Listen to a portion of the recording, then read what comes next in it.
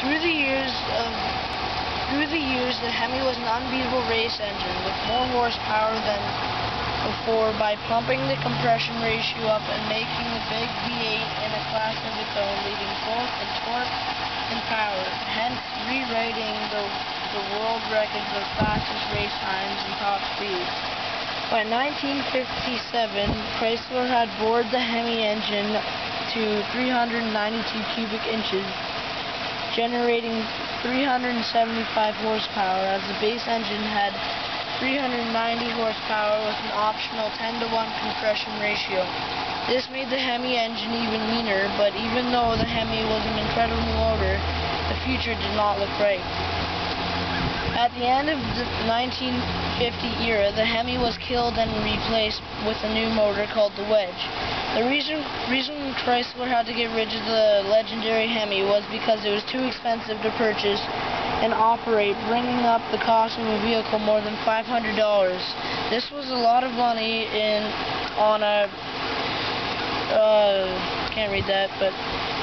the new Wedge motor, or in the expensive muscle car. Just then, everybody thought the Hemi was dead to the new Wedge motor, producing around 320 horsepower. Depending on what size of wedge you ordered, and the compression ratio.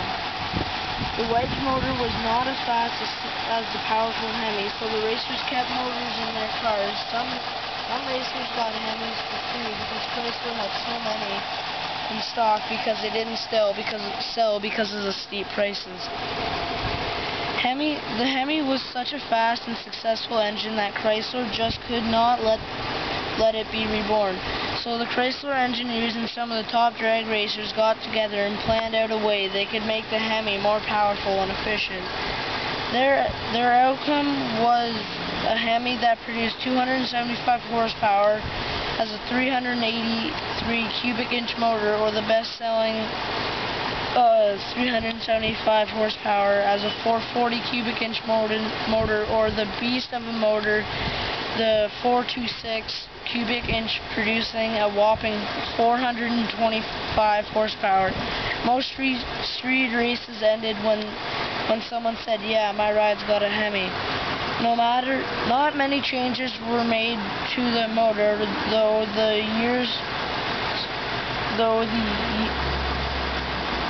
Through the years.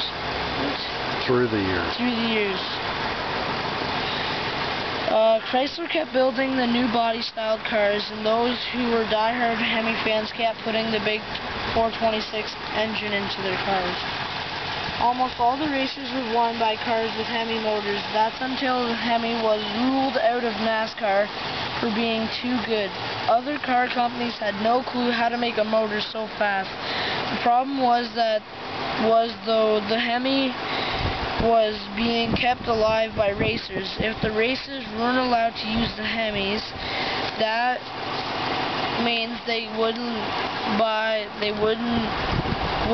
the fastest thing to a Hemi.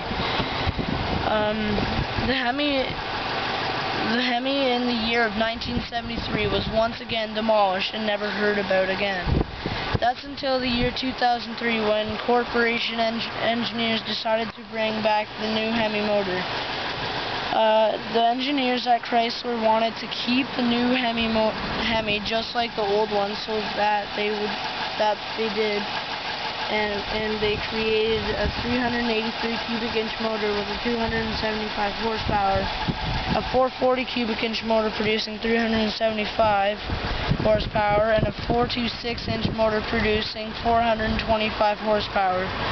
The only difference between the now and the then Hemi motor is that the then Hemi motor was sucking air in through two huge Holley or Carter barrels, 4-barrel carburetors. Chrysler has put the new Hemi in many different vehicles, such as the Challenger, their new big pickup truck, the Charger, the new 300C, a Jeep Grand Cherokee, and the SRT8, and lots of other vehicles. The Hemi is a true piece of automotive history, and has its up and downs but hopefully will still be alive for many years to come.